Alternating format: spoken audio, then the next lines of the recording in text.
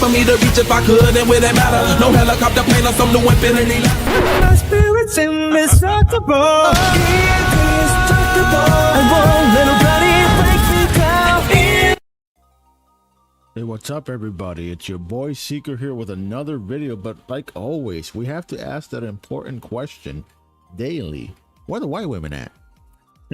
Anyways, I come to you guys with a video, and today we're going to be talking about something that basically I found on Twitter, right? So this is by Old Man Grim, and he's basically sharing a post by Wolf's Head Online. So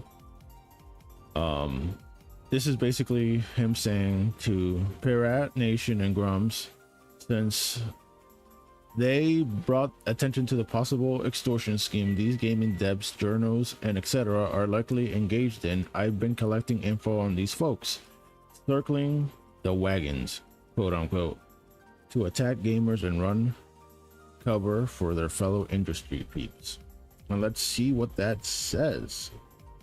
So here's how the scam works. Number one, fake journalists and their castle pigs accomplices complain about lack of representation. Yes, they do this a lot, even though every game for the most part has some kind of representation, diversity, and etc., but it tends to be you know, organic, not forced, which is why a lot of games are failing, because they keep falling for this DEI bullshit, you know. Number two, video game studios cower in fear because they may lose ESG investment. Yes, that's also true. These people don't give a shit about political correctness, at least not all of them anyways. But they want that sweet ESG money or investment money, so they cower in fear because they don't want to lose that. Not sure why, even though, you know, they got the fans to basically pay them for it, but I guess it makes sense because some investors won't invest money into their games or etc. unless they meet the, you know, the narrative of today, apparently, because, you know, forced diversity is always good, apparently. I don't know, but, you know, communism. Number three, Sweet Baby Inc. says, pay us to make these problems go away. Yes, a perfect example is what they try to do with the Wukong game, where they try to I can't remember the word. Basically, they try to bribe or extort. There we go, that's the word. Extort the people who created Wukong to pay them $7 million, if I remember correctly, for them to basically guide them on how to be how to show representation in their fucking games. I don't know. We'll talk about that one maybe later. 4, video game studios hire SBI. Number 5, SBI injects video game with Marxist DEI. That's diversity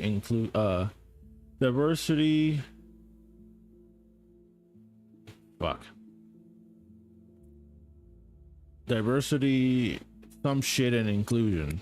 I can't remember the E, sorry. If you guys remember, please just let me know in the comments. DEI nonsense. Yeah, that's true. They essentially start putting all this Marxist bullshit. The females look manly because they don't want you to tell that they're females, and they claim that it's realism and all this other bullshit when it's not. You know, it's not unrealistic. The average woman is thin, attractive, robust front and back, and you know, they're attractive. So yeah, like they want to make all these like manly looking chicks with like flat chests and a flat ass and all this other shit, and it doesn't work because it's not realistic. Sure, if they had like a variation of different female body types, that's fine, as long as it makes sense for that universe, but they don't even do that.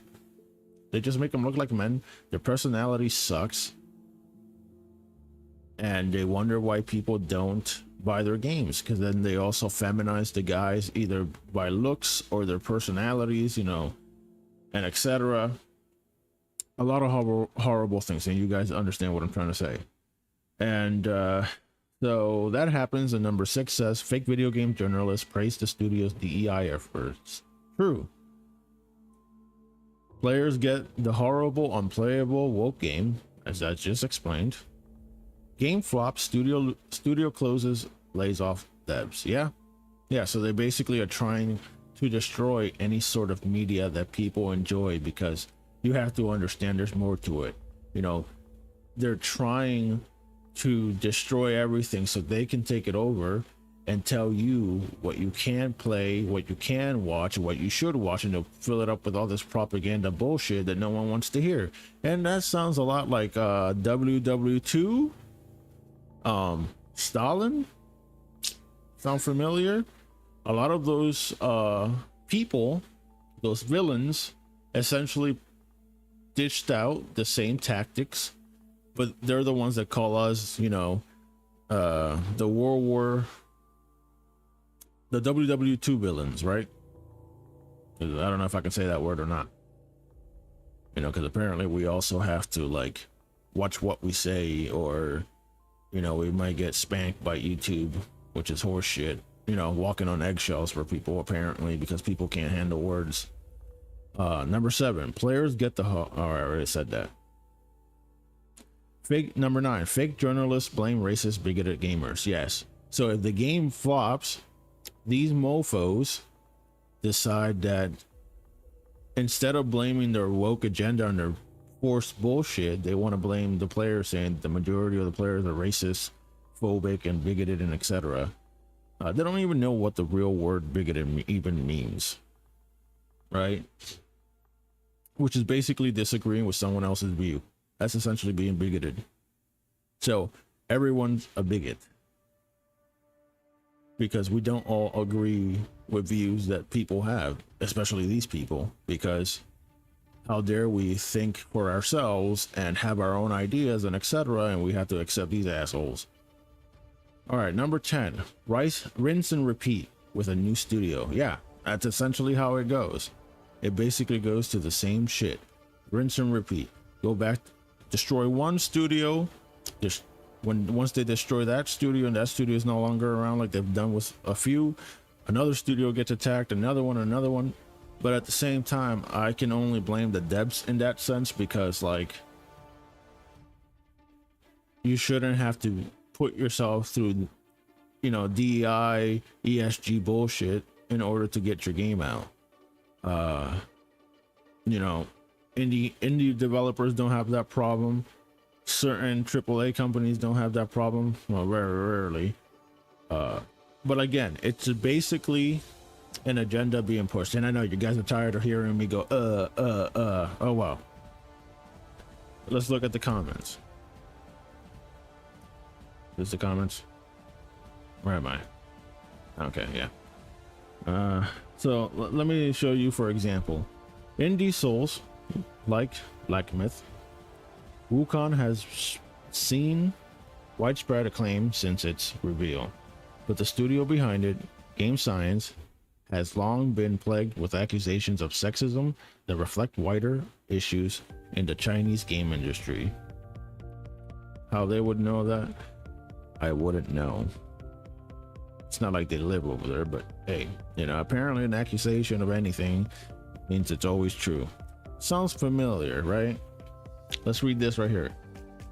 This is what the readers added. The sexist quotes shown in the article are poorly translated. Accurate translation shows the statement being vulgar, but definitely not sexist. ING reporting on these fallacious, unverified claims as though their fact is yellow journalism. There we go. Which CNs were made to combat. Let's see here. Look, and this is the thing too. When you know what these people are like, they usually have this kind of stuff. They have their pronouns. They put their race on their bio for some reason, and stuff like that.